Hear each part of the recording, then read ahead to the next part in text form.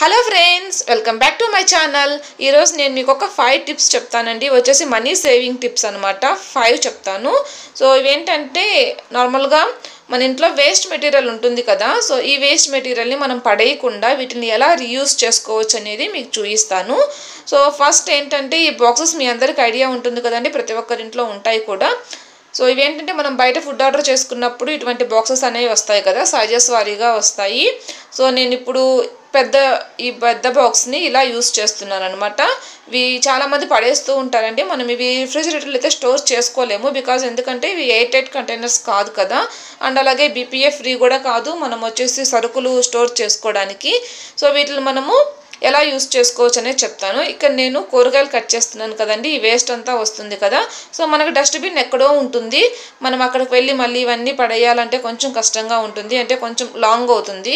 So మీరు ఇక్కడ counter top మీద కానీ ఒక బాక్స్ పెట్టేసుకున్నారనుకోండి, సో ఇక్కడ వచ్చిన వేస్ట్ అంతా కూడా మనం ఇందులో వేసేసుకుంటే మనకి వంట అయిపోయిన తర్వాత దీన్ని మళ్ళీ డస్ట్బిన్లో వేసేసుకొని మళ్ళీ క్లీన్ చేసుకొని ఇక్కడ పెట్టుకోవచ్చు.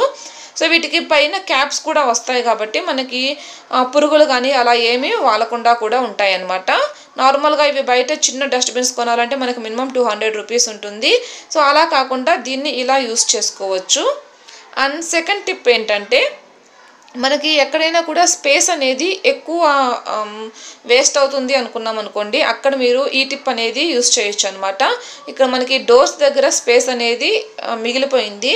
సో ఇక్కడ ఏంటంటే నేను ఏం చేస్తున్నానంటే, మీకు ఆల్రెడీ నేను కిచెన్ ఆర్గనైజేషన్లో చూయించాను. ఏంటంటే హుక్స్ ఉంటాయి కదండి, మనకి బయటవి దొరుకుతాయండి. కొన్ని హుక్స్ అయితే ఎక్కువ బరువు వచ్చేసి ఆపుకోలేవన్నమాట. ఇప్పుడు నేను చూపించేవైతే కొంచెం బరువుని ఆపుకోగలవు. సో ఈ హుక్స్ తీసుకున్నాను నేను. ఇక్కడ ఒక కవర్ పెట్టేసి ఈ కవర్లో నేను కిచెన్ టవల్స్ ఉంటాయి కదండి, లేదా కొంచెం షాపింగ్ బ్యాగ్స్ కూడా ఇలా పెట్టేసుకున్నాను అనమాట. మీరు కవర్లో కాకపోయినా ఒక కాటన్ బాక్స్లో కూడా పెట్టుకోవచ్చు. అండ్ థర్డ్ టిప్ వచ్చేసి, ఇక్కడ నేను వేస్ట్ పేపర్స్ ఉంటాయి కదండి, మనము కొన్ని బుక్స్ యూస్ చేసిన తర్వాత మిగిలిపోయి ఉంటాయి కదా.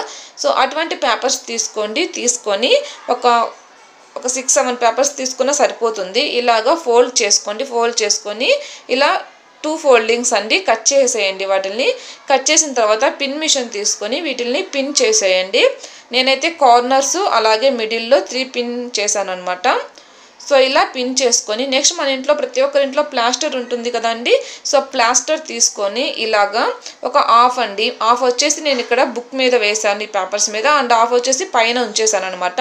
ఆ పైన ఉంచిన దాన్ని ఇక్కడ మీకు ఎక్కడైతే కిచెన్లో స్పేస్ అనేది కరెక్ట్గా ఉంటుందో మీకు నోట్ డౌన్ చేసుకోవడానికి ఆ స్పేస్ యూజ్ చేసుకోండి, మీకు ఈజీగా ఉండే ప్లేస్ అనమాట.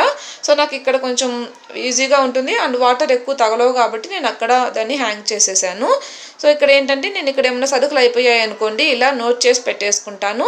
మనకు అప్పుడు మర్చిపోకుండా ఉంటాము. జస్ట్ దీని ఒక స్క్రీన్ షాట్, ఒక ఇమేజ్ తీసుకొని మనం షాపింగ్కి వెళ్ళిపోయామంటే ఏమేమి ఐటమ్స్ కావాలో తెచ్చుకుంటాం అనమాట.